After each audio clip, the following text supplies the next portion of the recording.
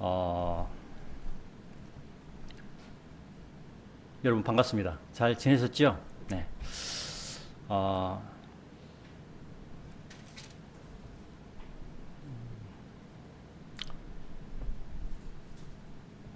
지난 한 주간 어떻게 지내셨습니까?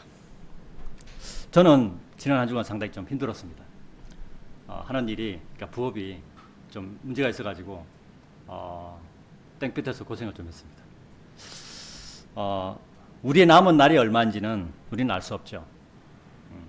그러나 그리스도인은 말씀 묵상과 기도로 우리 남은 날들을 살아가는 사람들입니다. 또 그러한 우리 성도님들이 또 우리가 되어야 될 줄을 믿습니다. 오늘 말씀의 제목은 그리스도인의 마음가짐, 그리스도인의 마음가짐으로 잡아봤습니다. 여러분들은 어떤 마음가짐으로 여러분들의 삶을 살고 계십니까? 오늘 말씀의 배경은 이스라엘이 출애굽한 이후 광야 40년의 세월을 보내고 출애굽 세대가 광야에서 삶을 마감한 다음 그 다음 세대가 가나안 땅으로 들어가기 직전의 상황에서 하나님께서 모세를 통하여 이스라엘 백성과 그리고 새로운 지도자인 여호수아에게 말씀하시는 장면입니다. 이 말씀의 배경은 젖과 꿀이 흐르는 가나안 땅으로 들어가는 이스라엘 백성과 그들을 이끄는 여호수아에게 주시는 하나님의 말씀입니다. 근데 결과론으로 볼 때 여호수아가 이끌었던 이스라엘 백성은 가나안 땅으로 들어갔으나 그들은 가나안 땅에서 하나님을 떠나 이방인의 신들에게로 돌아서는 역사를 우리는 구약 성경을 통해서 알 수가 있습니다. 그리고 이러한 이스라엘 백성의 반역에 대해서 하나님께서는 미리 알고 계셨다는 말씀이 기록된 말씀이 있습니다. 같이 한번 보겠습니다. 같은 31장입니다. 신명기 31장 14절부터 21절까지 제가 한번 읽어보겠습니다. 하나님의 전지전능하심에 대한 말씀입니다. 그런 다음에 주께서 모세에게 말씀하시기를 보라, 네가 반드시 죽어야만 하는 너의 날들이 다가오고 있느니라. 여호수아를 부르라. 그리고 회중의 성막 안에서 너희 자신들을 제시하라. 이는 내가 그에게 책무를 주려 함이라 하셨느니라. 그리하여 모세와 여호수아가 가서 회중의 성막 안에서 그들 자신을 제시하였더라. 그러자 주께서 구름 기둥 가운데서 성막 안에 나타나셨더라. 그리고 그 구름 기둥은 성막문 위에 섰더라. 이윽고 주께서 모세에게 이같이 말씀하셨느니라. 보라, 너는 너의 조상들과 함께 잠들리라. 그리하면 이 백성은 들고 일어나서 자신들이 그들 가운데 있으려고 가는 그 지역에 속한 타국인들의 신들을 쫓아 행음하러 다닐 것이요, 나를 저버리고 내가 그들과 맺은 나의 언약을 파기할 것이라. 그때 나의 분노가 그날에 그들을 대적하여 타오를 것이라. 그리고 나는 그들을 저버리겠으며 나는 그들에게서 내 얼굴을 숨기겠으니 그들은 집어삼켜지겠고 많은 악들과 공경들이 그들에게 닥치리라. 그렇게 되면 그들은 그날에 말하기를 우리 하나님께서 우리 가운데 계시지 아니한 까닭에 우리 위에 이 악들이 임하지 아니하였느냐 하리라. 그리하면 그들이 다른 신들에게로 돌이킴으로써 그들이 초래할 모든 악들로 인하여 내가 그날에 반드시 내 얼굴을 숨기겠노라. 그러므로 이제 너희는 너희를 위하여 이 노래를 기록하고 이스라엘 자녀들에게 그것을 가르치라. 그들의 입안에 이 노래를 둘지니 이 노래가 이스라엘 자녀들을 대적하여 나를 위한 하나의 증거가 되게 하려 함이라. 이는 내가 그들의 조상들에게 맹세했던 젖과 꿀이 흐르는 지역 가운데로 내가 그들을 데려오고 나서 그들이 먹고 자신들의 배를 채워 살찔 때면 그때 그들은 다른 신들에게로 돌이키고 그들을 섬기며 나를 격분시키고 나의 언약을 파기할 것이기 때문이라. 그리하면 많은 악들과 공경들이 그들에게 닥칠 때 이러한 일이 있으리니 이 노래가 하나의 증거로서 그들을 대적하여 증언할 것이라. 이는 그것이 그들의 시의 입에서 잊히지 아니할 것이기 때문이니 내가 친히 맹세한 지역 가운데로 그들을 데려가기 전인 바로 지금도 나는 그들이 하려고 하는 그들의 상상을 알고 있기 때문이라 라고 말씀하고 있습니다. 여기 말씀에서 여기서 노래라는 것은 노래라고 하나님께서 이 노래가 라고 말씀하시고 있죠. 19절에도. 그게 이 노래가 뭐냐면 17절에 하반절에요. 17절 마지막 부분에 우리 하나님께서 우리 가운데 계시지 아니한 까닭에 우리 위에 이 악들이 임하지 아니하였느냐라는 내용입니다. 이것을 노래로 만들어서 너희 후손들에게 가르치라고 하는 거예요. 그러니까 하나님께서는 이스라엘 백성이 하나님을 배반할 것을 알고 계셨어요. 아이러니하죠. 그럼에도 불구하고 하나님께서는 이스라엘 백성을 가나안 땅으로 들어가게 했습니다. 이유가 무엇일까요? 바로 예수 그리스도에 있습니다. 하나님께서는 이스라엘 백성을 통하여 이스라엘 유대인을 통해서 하나님의 독생자의 하나님의 아들이신 예수 그리스도를 이 땅에 보내신 거죠. 그 과정을 이루기 위해서 이스라엘 백성이 그렇게 반역을 하고 배반할 것을 아시면서도 사용을 하신 겁니다. 이것은 결론이죠. 그죠? 결과론을 우리가 이렇게 얘기할 수 있는 것입니다. 하나님께서는 이와 같이 사람의 비밀스러운 과거뿐만 아니라 미래에 일어날 일도 알고 계신 분이다. 우리는 이 말씀을 통해서 알 수 있죠. 하나님께서는 미래에 일어날 일도 아시는 분이다. 그래서 우리는 하나님 아버지께 전지전능하신 분이라는 칭호를 사용할 수 있는 것입니다. 이것은 하나님께만 적용되는 할 수 있는 말입니다. 자, 오늘 말씀의 제목 그리스도인의 마음가짐에 대하여 첫 번째로 말씀드릴 것은 두려워하지 말라입니다. 본문 6절에 두려워하지 말고라고 말씀하고 있습니다. 성도 여러분, 두려움이 무엇인지 알고 계십니까? 그냥 막연하게 무서움과 같은 것이라고 생각할 수도 있으나 무서움과는 약간 다른 결이에요. 약간 다른 의미가 있습니다. 두려움이라는 것은 무서운 경험을 하게 될 것을 먼저 예상하는 것으로 인하여 발생하는 감정. 그러니까 경험하지 않는 것에 대한 두려움이에요. 그러니까 미리 겁내는 것. 이것이 두려움이라는 겁니다. 그래서 성경은 두려워해야 할 대상과 두려워하지 말아야 할 대상을 명확하게 나누고 있습니다. 먼저 두려워할 대상에 대한 성경 말씀을 제가 읽어보겠습니다. 고린도후서 7장 1절에는 이런 말씀을 하고 있습니다. 그러므로 진심 어린 사랑을 받는 자들아, 이런 약속들을 우리가 가졌으니 하나님을 두려워함 가운데 거룩함을 완전하게 이루어 육신과 영의 모든 추악한 것들로부터 우리 자신을 정결하게 하자. 하나님을 두려워함 가운데. 자, 우리는 하나님을 본 사람이 없죠. 사람은 하나님을 본 사람이 없습니다. 그러면 하나님을 무서워해야 되는 게 아니고 하나님을 두려워해야 된다라는 말이 논리적으로 볼 때 맞는 말이죠. 그래서 성경도 마찬가지로 하나님을 두려워하라라고 말씀하고 있는 것이죠. 왜? 우리는 하나님을 본 적이 없으니까. 그리고 우리는 마귀도 본 적이 없습니다. 근데 하나님 성경에서는 뭐라고 말하고 있냐면 마귀를 두려워하지 말라라고 얘기합니다. 그렇죠? 에베소서 5장 21절에는 이런 말씀을 하고 있습니다. 하나님을 두려워함 가운데 서로를 향해 스스로 복종하라라고 말씀합니다. 하나님을 두려워함 가운데. 그렇죠? 그리고 골로새서 3장 21절에는 종들아 육체에 따른 너희의 주인들에게 모든 일들에 순종하라. 사람들을 기쁘게 하려는 이들같이 눈속임으로 섬기지 말며 오직 마음의 하나됨 안에서 하나님을 두려워하며 그리하라. 여기도 하나님을 두려워하라고 했습니다. 우리가 찾아본 말씀들에서 제가 좀 전에 읽어본 말씀들에서 두려워해야 할 대상은 하나님이라고 성경은 말씀하고 있는 것입니다. 이어서 두려워하지 말아야 할 대상에 대한 성경 말씀을 한번 찾아보겠습니다. 마태복음 10장 28절입니다. 마태복음 10장 28절을 한번 같이 보겠습니다.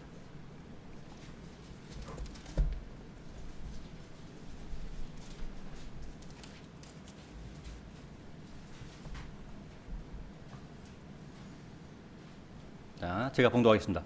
그리고 몸을 죽여도 혼을 죽일 수 없는 자들을 두려워하지 말라. 반면 몸과 혼 모두를 지옥에서 파괴시킬 수 있으신 그분을 오히려 두려워하라 라고 말씀하고 있습니다. 몸을 죽여도 혼을 죽일 수 없는 자들이 누구이겠습니까? 바로 마귀의 사주를 받고 주 예수 그리스도를 믿는 자들을 박해하였고 살해하였던 그러한 자들입니다.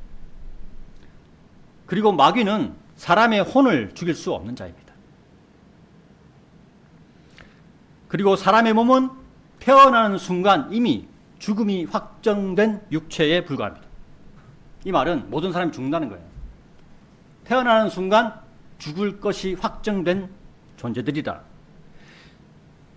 그래서 육체의 죽음을 무서워하는 자는 몸을 죽여도 혼을 죽일 수 없는 자들을 두려워하게 되는 것입니다. 그죠? 내가 죽는 게 두려워요. 죽는 게 두려우면 내 몸을 죽일 수 있는 자들을 두려워하게 되는 거죠. 육체의 죽음을 무서워하는 자는, 따라서 내 죽는 게 무서운 자는 육체의 유혹에 끌려다니게 되는 거예요. 이미 죽음이 확정된 육체에 어떤 의미를 두는 순간 그의 혼은 육체에 끌려다니게 된다는 것입니다. 그러나 예수님께서는 마태복음 10장 28절에서 몸을 죽여도 혼을 죽일 수 없는 자들을 두려워하지 말라라고 말씀하시는 거죠.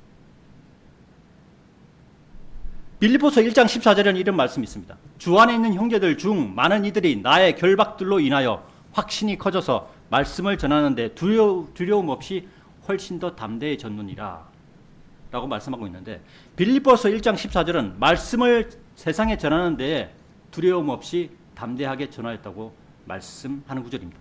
우리도 이 세상에 말씀을 전할 때 두려움 없이 담대하게 말씀을 전해야 하는데, 두려움이 없어야 할 대상이 바로 이 세상에 속한 사람들이라는 거예요. 이 세상에 속한 사람들, 예수님을 잘 모르는 사람들, 이 사람들을 우리는 두려워할 필요가 없다는 거예요. 두려워하지 말라라는 겁니다. 이 세상에 속한 사람들에 관한 말씀은 모두에게 지금 마태복음 10장 펴줬죠. 24장 12절 한번 보겠습니다. 마태복음 24장 12절 같이 한번 펴보겠습니다. 마태복음 24장 12절에는 이런 말씀이 있습니다. 이 세상 사람들에 관한 말씀이죠. 자, 그리고 죄악이 성행할 것이므로 많은 이들의 사랑이 점차 차가워지리라. 이 세상 사람들의 상태가 그렇게 변한다는 거예요. 그럼에도 불구하고 우리는 이들을 두려워하지 말아야 하는 것입니다. 그리스도인은 이 땅의 빛 되신 예수 그리스도를 전하는 자입니다. 사람을 두려워하면 예수 그리스도의 복음을 전할 수 없게 되는 것입니다. 오늘 말씀의 제목 그리스도의 마음가짐에 대하여 두 번째로 말씀드릴 것은 무서워하지 말라에 대해서 말씀드리겠습니다. 무서워하지 말라. 본문 6절에 그들을 무서워하지도 말라라고 말씀하고 있습니다. 오늘 본문의 배경에 대해서 앞에서 잠깐 말씀드렸는데, 오늘 본문의 말씀을 하나님께서 모세를 통하여 이스라엘 백성과 새로운 지도자인 여호수아에게 말씀한 배경에는 이스라엘 백성의 선조들이 행한 행동이 있었기 때문이었습니다. 출애굽을 한 이스라엘 백성은 사막과도 같은 광야 생활을 40년간 하게 되었습니다. 그들이 광야 생활 40년을 하게 된 이유는 하나님의 말씀을 따르지 않았습니다. 그들은 적과 꿀이 흐르는 가나안 땅을 정탐하고 나서도 하나님의 말씀을 의지하기는커녕 가나안 족들의 거대함에 기가 꺾여버렸습니다. 싸우기도 전에 사기가 꺾이면 그 싸움은 이미 진 것이나 다름없습니다. 사기가 꺾여버린 마음에는 하나님의 말씀이 들어갈 공간이 없는 것입니다. 두려움과 무서움만이 사람의 마음을 채우기 때문입니다. 그래서 하나님께서는 광야 생활 40년으로 죽은 자들의 후손들에게 미리 말씀하신 것입니다. 두려워하지 말고 그들의 거대함에 무서워하지도 말라라고 명령하신 것입니다. 그들의 선조와 같이 두렵고 무서워서 도망하는 일이 없게 미리 기운을 북돋우시는 하나님의 계획이며 말씀입니다. 그런데 실제로 가나안 땅에 살았던 족속들은 노아의 홍수 시대 전에 살았던 거인들과 같은 거인족들이었다고 성경은 말씀하고 있습니다. 그러니까 이스라엘의 정탐꾼 12명이 보았던 거인들은 사실이라는 거예요. 12명 중에 10명이 하나님 말씀에 거부했는데 그들이 말한 그 말은 사실이에요. 사실. 현실이에요. 현실. 그러나 하나님께서는 이스라엘 백성에게 믿음을 행동으로 보여달라고 요구하신 것이다. 현실이 그렇지만 그 현실을 이길 믿음을 나한테 보여다오라고 하나님께서는 이스라엘 백성에게 말하는 거예요. 이것에 실패한 것이 이스라엘 백성이었습니다.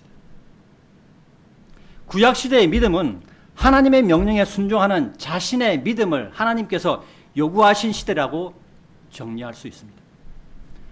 성도 여러분, 무서움이 무엇인지 알고 계십니까? 무서움이라는 것은 무언가 끔찍한 것을 인지했거나 매우 불쾌한 무언가를 경험하고 나서 발생하는 감정입니다. 그러니까 두려움과 무서움은 차이가 있는 것이죠. 앞에서 두려움은 무서운 것을 경험하지 않고 미리 겁내는 것을 말하는 것이고, 무서움은 무서운 것을 실제로 경험해서 나타나는 감정이라는 것입니다. 오늘 본문 말씀을 기준으로 말씀을 드리면 이스라엘 백성들 중에 정탐꾼으로 선발된 12명은 실제로 가나안족들의 거대함을 보았습니다. 그들이 거짓말을 한 것이 아니었다고 제가 말씀드렸죠. 그 12명 중에 10명은 무서워서 하나님의 명령에 불순종한 것이었습니다. 불순종한 10명의 말을 들은 이스라엘 백성은 두려워서 하나님의 명령에 불순종한 것이다. 그러니까 두려움과 무서움의 차이가 거기에 있다는 거죠.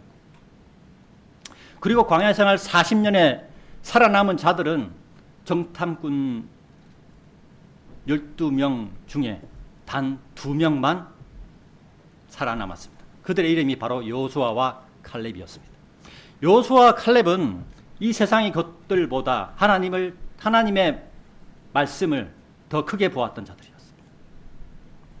여호수아와 칼렙은 가나안 땅을 정탐하기 전까지 경험했던 하나님의 역사를 잊지 않는 사람들이었습니다.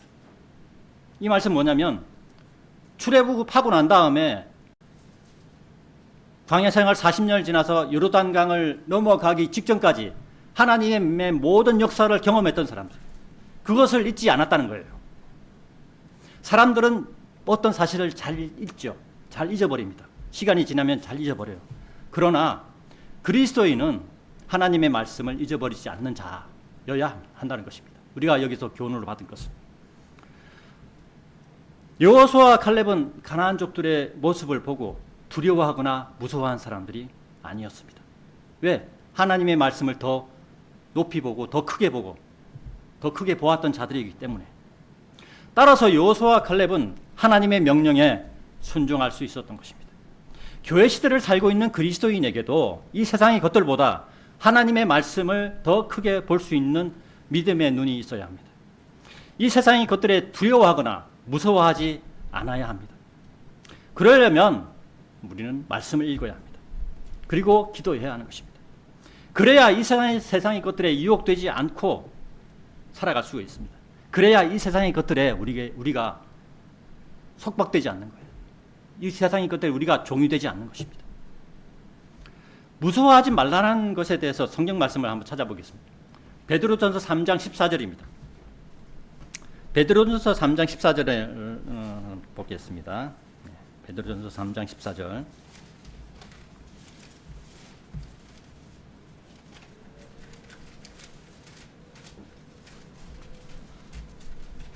그런즉 오히려 너희가 의를 위하여 고통을 받는다면 너희는 행복하니라. 또한 그들이 공포스럽게 하는 것을 무서워하지 말고 불안해하지도 말라.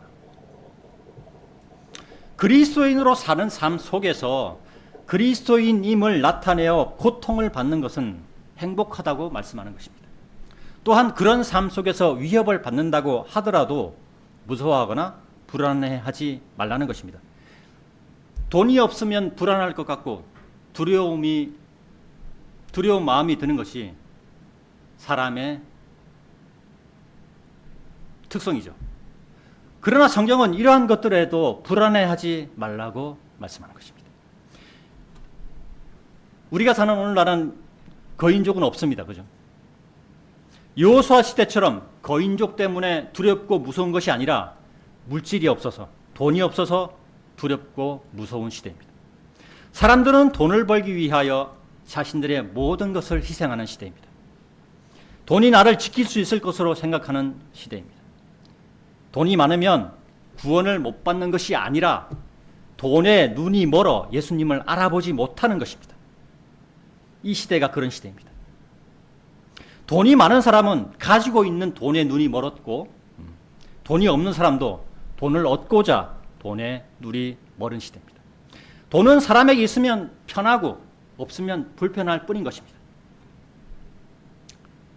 자신의 일생에서 돈이 중요하며 반드시 필요한 것이라고 생각하는 그 순간 마귀는 그 사람의 생각을 돈에 집착하게 유인할 것입니다. 사람이 세상을 어떻게 살 것인가 하고 하나님 없는 고민에 빠질 때, 저 세상 사람들도 어떻게 살아갈 것인가를 고민을 하죠. 생각합니다. 네. 근데 그 고민이 하나님 없는 고민이라는 것이죠. 하나님 없는 고민에 빠질 때 세상은 사람에게 두려움과 무서움을 가져다 주는 것입니다.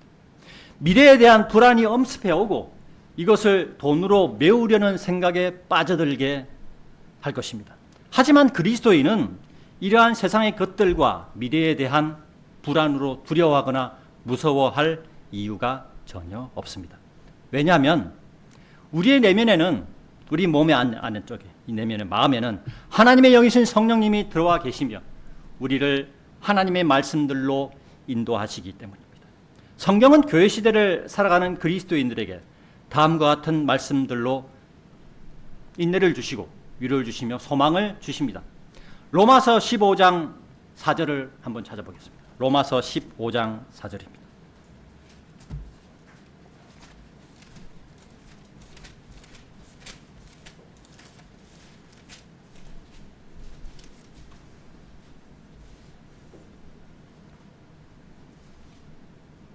찾으신 줄 알고 제가 봉독하겠습니다. 이는 무엇이든지 예전에 기록된 것들은 우리의 배움을 위하여 기록되었기 때문이니 우리로 하여금 성경 기록들이 주는 인내와 위로를 통하여 소망을 지니게 하려 합니다. 성경이 있는 이유입니다. 그러니까 우리 성경을 안 보면 어떻게 되죠? 배우지도 못하게 되죠? 그리고 인내와 위로의 말씀도 모르게 되죠? 그리고 소망도 모르게 됩니다. 그리고 물질에 관하여서 성경은 이렇게 말씀하고 있습니다. 디모데전서 6장 7절과 8절인데 제가 봉독하겠습니다. 이는 우리가 이 세상으로 아무것도 가져오지 않았고 우리가 아무것도 가지고 나갈 수 없음이 확실하기 때문이라. 자, 이 말씀은 사람은 태어나면 빈손으로 태어나죠. 저는 지금까지 본 중에서 아기가 무슨 돈을 갖고 태어난 아기는 저 본 적이 없습니다. 그냥 빈손으로 태어나요. 근데 죽을 때도 사람은 육체만 남기고 그냥 사라져요. 그죠? 이 말씀이 맞죠? 7절 말씀이.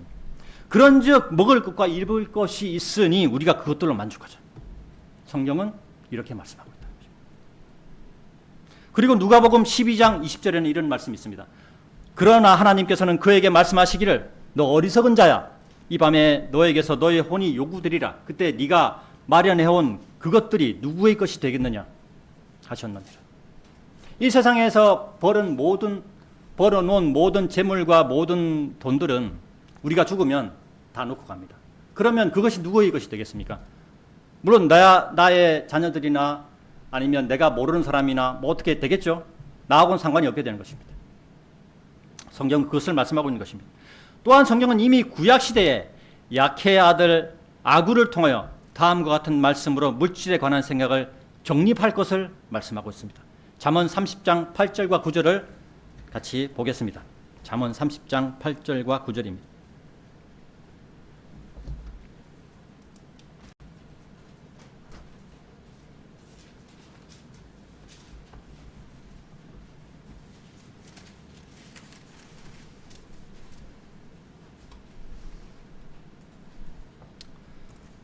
잠언 30장 8절과 9절입니다.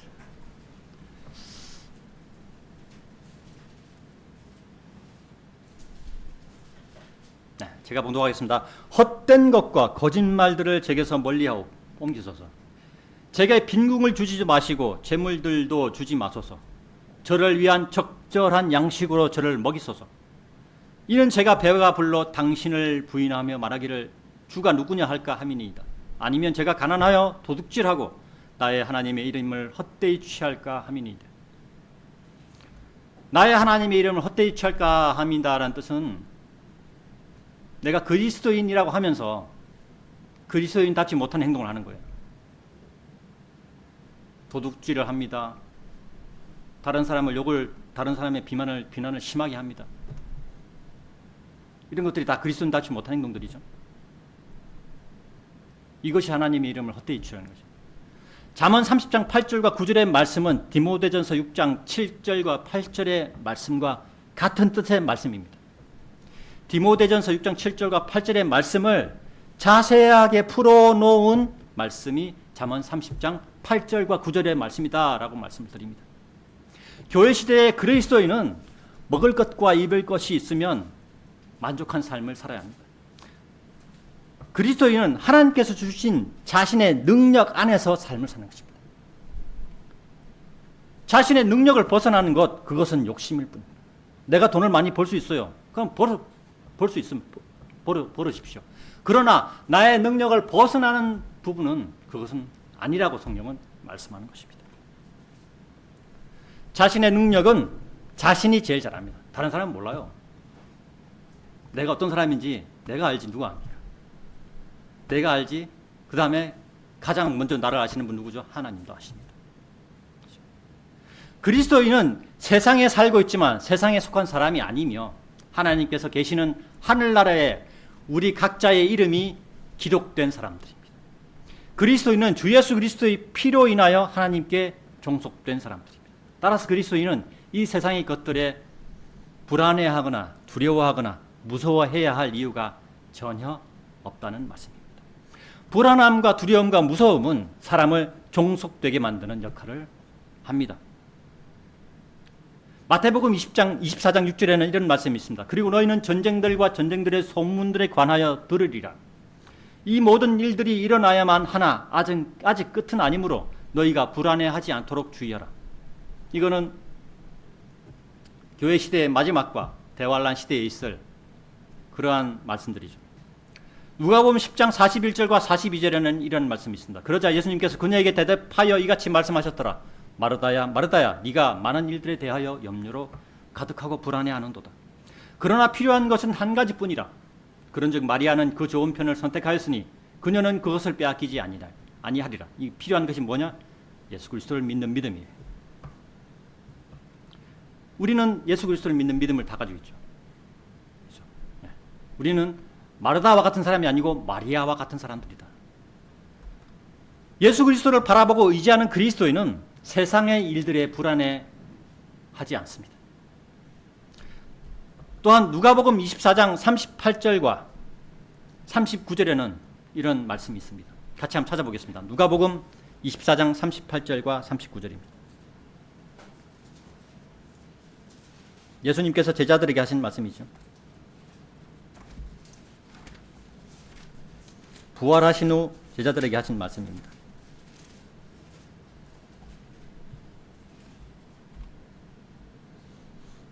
누가복음 24장 38절과 39절입니다. 제가 봉독하겠습니다. 그러자 그분께서 그들에게 이같이 말씀하셨느니라. 어찌하여 너희는 불안해하느냐? 그리고 어찌하여 너희 마음속에 걱정들이 일어나느냐? 나의 두 손과 나의 두 발을 보라. 바로 나니라. 나를 손으로 만지고 살펴보라. 이는 영은 살과 뼈들을 지니고 있지 않지만 너희가 보는 바와 같이 나는 지니고 있기 때문이라. 자, 우리는 이걸 간접적으로 말씀을 통해서 아는 겁니다. 우리는 직접 보지 못했죠. 예수님을 보지 못했습니다. 그러나 우리는 말씀을 보고 말씀을 통해서 사실을 아는 거죠. 자, 38절에 어찌하여 너희 마음속에 걱정들이 일어나느냐? 우리는 사람은 이 세상에 살기 때문에 세상 일들 때문에 걱정들이 일어날 수 있어요. 그러나 성경은 걱정하지 말라는 것입니다. 그리스도인은 죽으셨다가 다시 살아나신 주 예수 그리스도를 믿는 사람들입니다. 예수님께서 우리 안에 성령님으로 계심으로 우리는 세상의 것들에 관하여 불안해하거나 두려워하거나 무서워할 이유가 전혀 없습니다. 불안과 걱정은 사람들에게 두려움과 무서움을 가져다 주는 원인이 되는 것입니다. 그래서 예수님께서도 불안해하거나 걱정하지 말라고 말씀하시는 것입니다. 교회 시대를 살아가는 우리도 예수님 안에서 불안과 걱정을 기도로 예수님께 던져야 하는 것입니다. 이에 대해서 우리 베드로전서 5장 7절을 한번 찾아보겠습니다. 베드로전서 5장 7절입니다.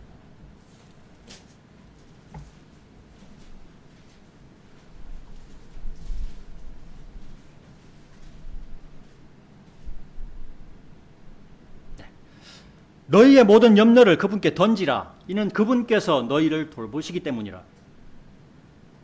기도는 우리의 모든 불안, 걱정, 두려움, 무서움 등의 그 염려를 하나님께 예수님의 이름으로 던지는 것이다.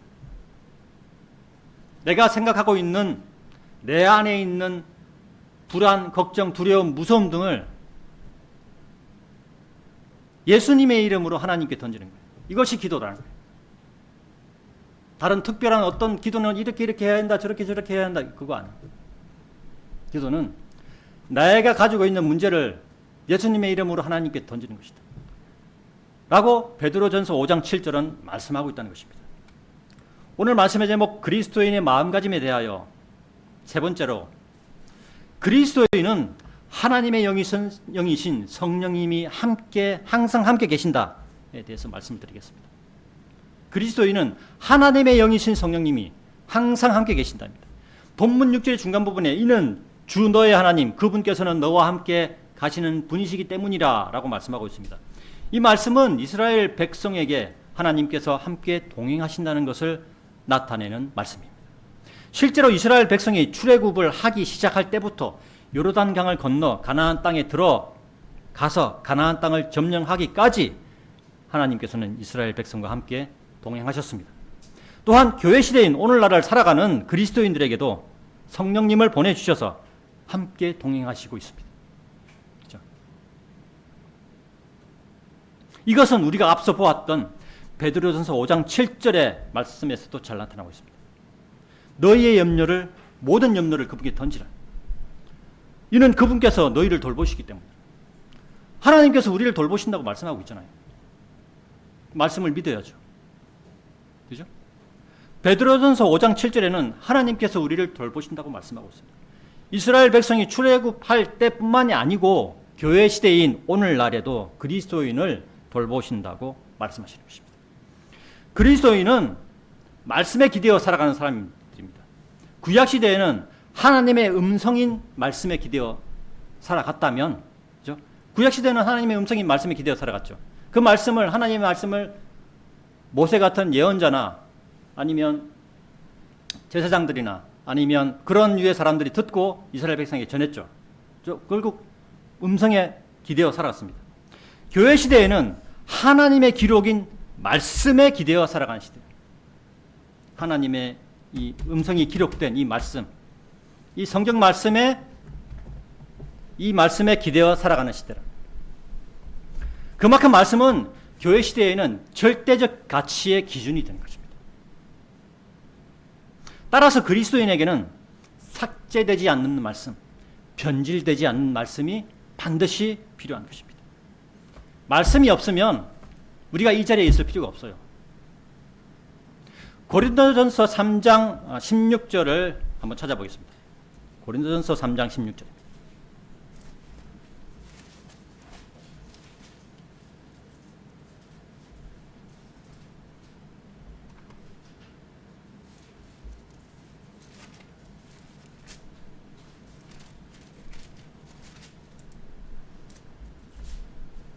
네, 제가 봉독하겠습니다. 너희가 하나님의 성령인 것과 하나님의 영께서 너희 안에 거하시는 것을 너희가 모르느냐. 그리고 고린도전서 6장 19절에는 찾아보겠습니다. 고린도전서 6장 19절입니다.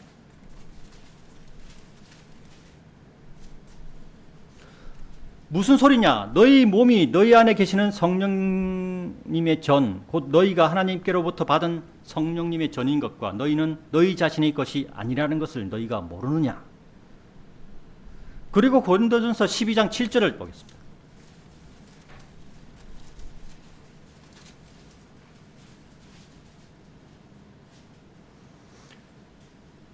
다만 성령의 명백하게 나타나심이 모든 사람에게 저마다 주어지니 모두가 함께 유익을 얻게 하려 하심이라. 그리고 고린도후서 1장 22절에는 이런 말씀이 있습니다. 고린도후서 1장 22절입니다. 고린도후서 1장 22절.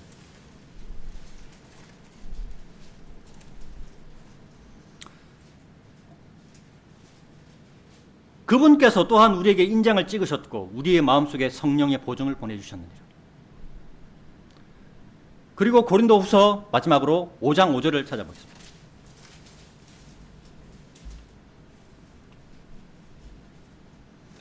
자, 이제 바로 이 일을 위해 우리가 조성하신 그분은, 우리를 조성하신 그분은 하나님이시니 그분께서는 또한 우리에게 성령의 보증을 주셨도다. 이 말씀들이 다 무엇을 말씀하는 말씀입니까? 우리에게, 예수 그리스도를 받아들인 우리에게 성령님을 보내주셨다는 것을 말씀의 여러 군데에서 계속 말씀하고 있는 거예요. 이와 같이 성경은 그리스도인들에게 성령님이 내주하고 있음을 말씀으로 여러 군데에서 계속 말씀하고 있습니다. 따라서 우리는 일반 교회들처럼 성령 달라고 부르짖을 필요가 전혀 없어요. 예수 그리스도를 믿는 순간 성령님이 여기 들어와, 우리 속에 들어와 계신다고 우리가 좀 전에 찾아봤던 말씀드려서 계속 얘기하고 있잖아요. 성령님은 우리 이미 그리스도인 안에 내주하고 있는 것입니다. 그래서 우리는 무서워하거나 두려워하거나 불안해할 필요가 없다는 말씀과도 연결이 되는 것입니다. 오늘 말씀의 제목 그리스도인의 마음가짐에 대하여 네 번째로, 하나님께서는 그리스도인을 단념하지도 아니하시고 저버리지도 아니하신다에 대해서 말씀드리겠습니다.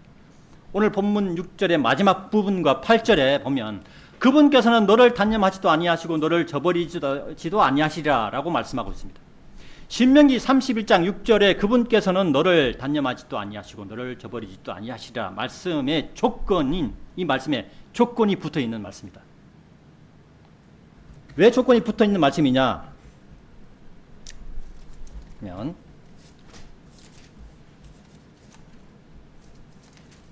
자, 6절의 앞부분인 강건하고 훌륭한 용기를 내라라고 말씀하고 있죠. 6절의 앞부분에 제일 앞에 강건하고 훌륭한 용기를 내라. 이 강건하고 훌륭한 용기를 내었을 때 하나님께서는 이스라엘 백성을 단념하지 아니하시고 이스라엘 백성을 저버리지도 아니하신다고 약속하시는 말씀입니다. 조건의 말씀입니다. 즉 구약의 구원의 조건과 관련이 되어 있다는 말씀입니다.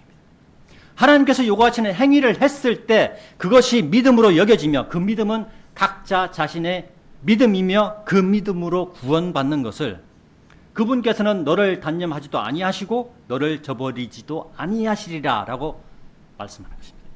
실제로 이스라엘 백성이 하나님의 말씀에 불순종한 행동으로 인하여 광야 생활 40년 동안에 여호수아와 칼렙 두 사람을 제외하고 20세 이상의 모든 사람은 광야에서 죽었습니다. 광야에서 죽었다는 것이 무엇입니까? 그들은 구원받지 못했다는 거예요. 그들은 지옥으로 갔다는 겁니다. 왜 지옥 갔습니까? 하나님의 말씀에 불순종했기 때문에. 순종하는 행위로 자기의 믿음을 나타내야 되는데 그렇게 하지 못했기 때문에. 자, 이것에 대해서 하박국 2장 4절을 찾아보겠습니다. 하박국 2장 4절입니다. 하박국, 저기 신약 성경 바로 앞에 하박국입니다. 하박국 2장 4절.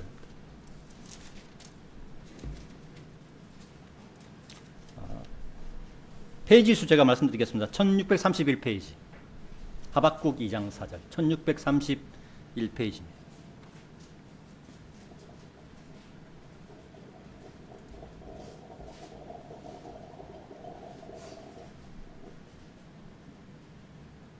찾으신 줄 알고 봉독하겠습니다. 보라, 위로 높여진 자의 혼은 그의 안에서 올바르지 아니하니라. 이 말씀은 교만한 자를 얘기한 겁니다. 자, 그리고 그 다음에 그러나 의인은 자기 믿음으로 말미암아 살리라 라고 말씀하고 있죠. 자, 이것이 구약 믿음의 조건입니다. 자기 믿음, 자기 개인의 믿음인 거예요. 자기 믿음으로 말미암아 살리라 라고 말씀하고 있죠. 구약의 믿음과 구원은 자기 믿음과 행위에 의한 구원이며 구원이라는 것입니다. 이런 구원의 조건은 교회 시대가 지나고 대환란 시대에 예수님을 믿는 믿음과 그 믿음을 지키는 행위로 다시 재현됩니다. 그러나 오직 믿음으로 구원받는 교회 시대에는 주 예수 그리스도의 은혜만으로 누구든지 마음으로 믿고 입으로 시인하면 그 이름이 하늘의 생명책에 기록되고 자동으로 구원받는 것입니다. 그의 가족이 자동으로 구원받는 게 아니고 내가 입으로 시인한 내가, 마음으로 받아들인 내가 구원받는 것이다. 그리고 입으로 시인하는 순간 그의 육체 안에 있는 마음에 성령님이 찾아오셔서 그의 혼에 있는 죄를 깨끗하게 청소해 주시고 그의 혼과 함께 거하시는 것입니다. 하나님께서는 예수님을 마음으로 믿고 입으로 시인하는 사람은 누구든지 차별하지 않고 구원해 주시며 그리스도인을 단념하시거나 저버리지도 아니하신 것입니다. 구약시대에는 훌륭하고 강건한 용기를 내었을 때 하나님께서 그를 붙잡아 주지만 우리는 예수 그리스도를 받아들이는 순간 하나님께서는 우리를 단념하시거나 저버리지도 아니하신다는 것입니다. 이것이 교회시대 그리스도인들을 향한 하나님의 사랑이며 예수님이 이 땅에 내려오신 이유입니다. 그러니까 하나님의 사랑은 이 세상을 향한 사랑이 아니고 그리스도인들을 향한 사랑이라는 겁니다. 그리스도인이 되었을 때 하나님께서 그 사람을 사랑하는 사람은 여러분들 사랑하는 사람이 잘 되기를 원하십니까? 잘 못 되기를 원하십니까? 당연히 잘 되기를 원하죠. 하나님께서 우리를 하나님의 나라로 천년왕국과 하늘나라로 영원세계로 이끌기 위해서 그렇게 사랑하신다는 거예요. 성경 갈라디아서 3장 11절을 찾아보겠습니다. 갈라디아서 3장 11절입니다. 신약 성경 갈라디아서 3장 11절입니다. 고린도 후서 다음입니다.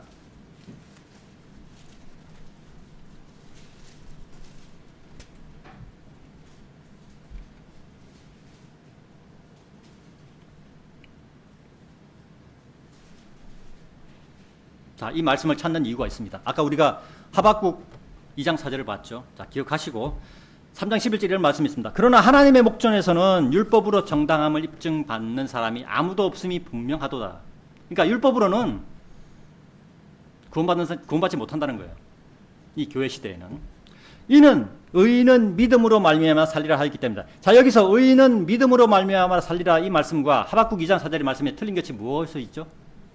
딱 두 글자가 있습니다. 자기죠, 자기.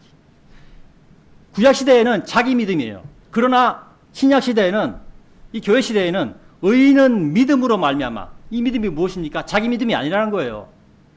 예수 그리스도의 믿음이에요. 내 믿음이 아니고 예수 그리스도의 믿음으로 말미암아 살리라라는 말씀인 것입니다. 갈라디아서 3장 11절의 말씀은 앞에서 봤던 하박국 2장 4절의 말씀을 인용한 거예요. 따온 말씀인데 여기서 우리가 알 수 있는 것은 하박국 2장 4절에서 자기 믿음 대신에 갈라디아서 3장 11절에서는 자기가 빠져있는 믿음을 말씀하고 있다는 것입니다. 그죠? 그런 자기가 빠져있는 믿음은 내가 아니니까 누구의 믿음이에요? 예수님의 믿음이죠. 예수님이 십자가에 달리시기까지 우리를 사랑하신 그 믿음, 예수님이 십자가에 달리셔도 하나님께서 자신을 구해 주실 것이라는 그 믿음, 결국 하박국 2장 4절은 각자의 믿음이었고 갈라디아서 3장 11절은 주 예수 그리스도의 믿음임을 우리는 알 수 있다는 것입니다.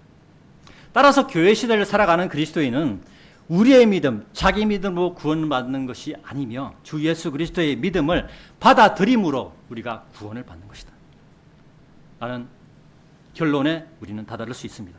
그래서 우리는 항상 감사할 수 있는 것입니다. 그리고 예수 그리스도의 믿음으로 나의 믿음을 성장시켜야 하는 것입니다. 내 믿음이 필요 없는 것이 아니에요. 내 믿음이 필요한데 먼저 예수 그리스도의 믿음이 나에게 들어오고 그 믿음의 바탕에서 내 믿음이 성장해야 된다는 겁니다. 그러나 구원받았다고 말하는 사람들 가운데서 많은 사람들이 구약시대와 교회시대와 대환란 시대를 나누지 않고 구원의 진리를 행위를 강조한 자기 믿음에 올인하거나 아니면 행위 없는 예수님의 믿음만을 강조하는 그러한 사람들이 있다는 것입니다. 행위를 강조한 자기 믿음만을 강조하는 사람들은 교회 시대에 예수님의 영향력을 무시하는 사람들이에요. 예수님이 오신 이유를 갖다가 그 사람들은 말하지 않아요. 그게 무슨 구원입니까? 이것은 하나님의 은혜도 무시하는 것입니다.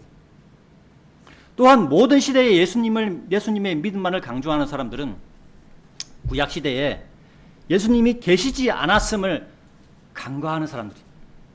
또한 앞으로 있을 대환란 시대에도 잘못된 믿음을 알려주는 결과를 낳게 되는 것입니다. 교회 시대가 끝나면 바로 대환란 시대로 자연스럽게 넘어갑니다. 그러면 대환란 시대에 사는 사람들이 무엇을 보고 그들의 믿음을 지키겠습니까? 잘못된 이러한 믿음을 받아들인다면 그들은 지옥으로 가게 될 것입니다. 교회 시대는 오직 믿음으로 구원받습니다. 나는 구원받았어요. 근데 내가 말을 잘못해가지고 이후에 있을 사람들에게 내가 잘못된 믿음을 전했다. 그럼 그 사람들은 그러면 구원받지 못하는 거잖아요. 대환란 시대에는 구원의 교리가 틀리니까. 교회 시대의 구원 교리가 틀립니다. 이러한 잘못을 범한다는 것입니다.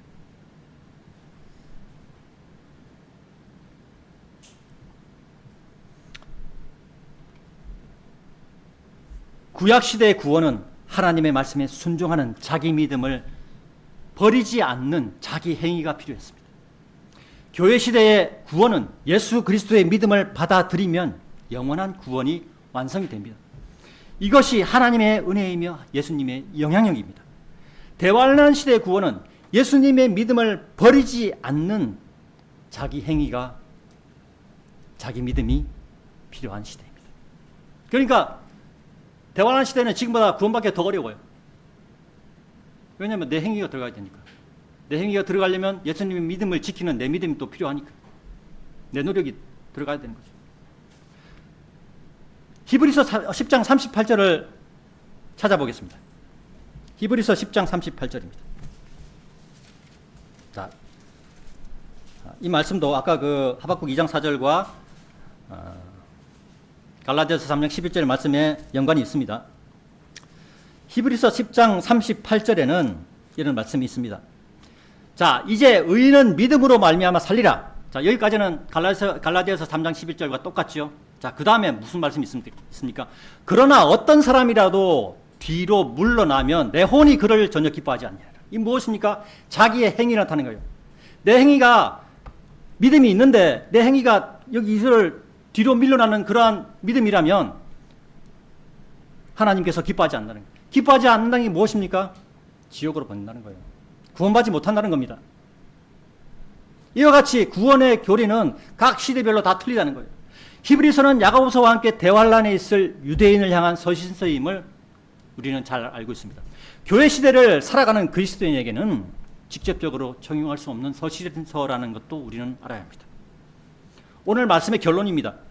오늘 본문인 신명기 31장 6절과 8절의 말씀은 하나님께서 모세의 입을 통하여 이스라엘 백성들에게 명령하시는 말씀이며 여호수아를 불러서 온 이스라엘 백성이 보는 앞에서 여호수아에게 명령하시는 말씀입니다.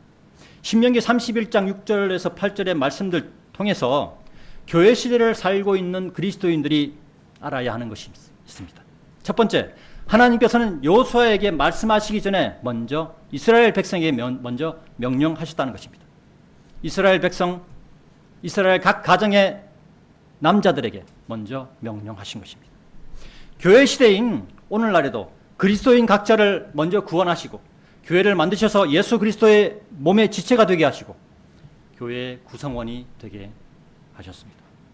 두 번째는 이스라엘 백성을 요르단강에서부터 가나안 땅으로 이끌었던 지도자는 여호수아였습니다. 교회 시대에 그리스도인을 이끌고 가시는 분은 주 예수 그리스도입니다. 따라서 여호수아는 예수님을 예표하는 인물임을 우리는 알 수가 있습니다. 세 번째, 이스라엘 백성들에게 말씀하신 것은 각 가정을 대표하는 자들에게 말씀하신 것입니다. 교회 시대인 오늘날도 그리스도인 각 가정을 대표하는 자들에게 하나님은 말씀하십니다. 강건하라, 훌륭한 용기를 내라. 이 말씀은 디모데전서 6장 12절에 믿음의 훌륭한 싸움을 싸우라 라는 말씀과 연결될 수 있습니다. 이것은 교회 시대의 그리스도인들에게 주시는 상급과 관련된 말씀으로 이해하시면 됩니다. 앞에서 제가 교회 시대에 오직 믿음으로 구원받는다. 그런데 모든 시대에 다 믿음으로 구원받는다라는 생각을 갖고 있는 사람들은 물론 구원받겠죠. 그런데 그것 때문에 그 말씀을 다 모든 시대에 다 적용시켜버리면 그 이후에 있을 사람들에게는 잘못된 말씀이 전하는 거잖아요. 그죠? 과연 그들에게 상급이, 하나님께 주신 상급이 있을까요? 없다는 것입니다.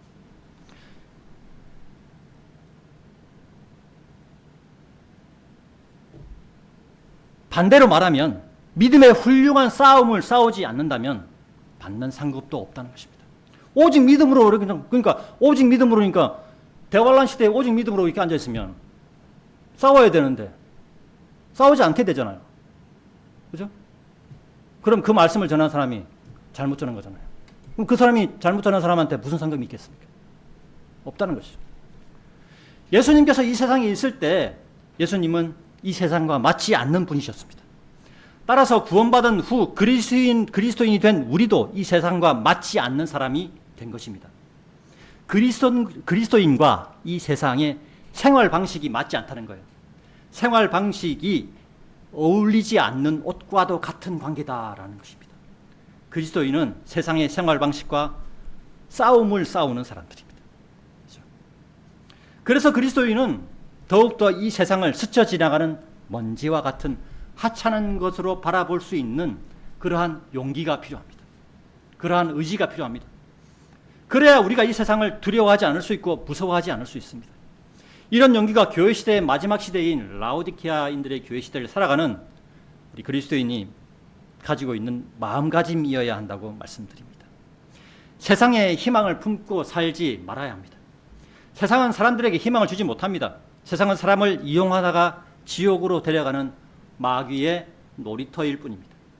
세상을 의지하면 반드시 좌절하게 되었습니다. 세상을 바라보지 않고 우리 주이신 예수 그리스도를 의지하는 삶을 살아야 합니다. 그것은 곧 말씀과 기도로 연결됩니다. 우리에게는 이미 이 세상을 이기신 예수님의 믿음이 성령님으로 우리에게 들어와 계십니다. 이 마지막 시대에 좌절하지 않으며 강건하고 훌륭한 용기를 내고 믿음의 훌륭한 싸움을 싸우고 말씀과 기도로 각자의 믿음을 성장시키는 그리스도인으로 발견되고자 노력하는 우리 천안생명침례교회 성도 여러분이 되시기를 강력하게 기원합니다. 네, 이상으로 2025년 8월 31일 주일 오전 설교를 마치도록 하겠습니다.